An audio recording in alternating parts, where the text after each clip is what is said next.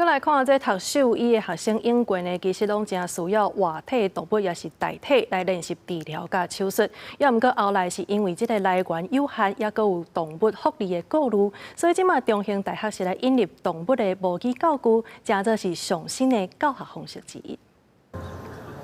兽医甲学生当咧为动物插讲，不过详细甲看，这毋是真诶狗仔，是袂输哪像真诶狗仔共款诶动物模拟教具。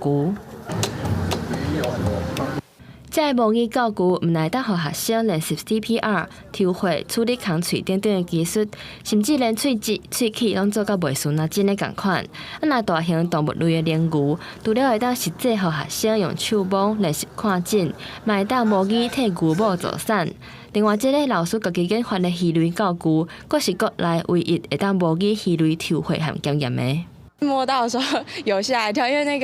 个触感也不是一般的塑胶，好像就是会比较软嫩一点嘛。因为平常如果是真的直接去碰到动物，其实会很紧张。然后我觉得有一个实际的，可以让我先知道它的解剖位置，比起直接看书会来得更具体。这样。为着让兽医系学生会当模拟临床的操作过程，国立中兴大学引进几若种动物模拟教具。 除了让学生会当加练习、增加经验，嘛会当减少对外的动物或者是动物代替的使用，兼顾动物福利。那确实有受到动物来源的限制啦，尤其是这个我们都有这个动物保护的这个 issue 哈，那所以真的是没有办法去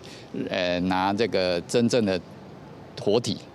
来给学生做不断的练习。 校方表示，动物模拟教具会当让学生练习几落摆，避免一直用到真的动物，嘛会当减少学生的紧张。未来会引进更较侪种类来辅助教学。记者台中报道。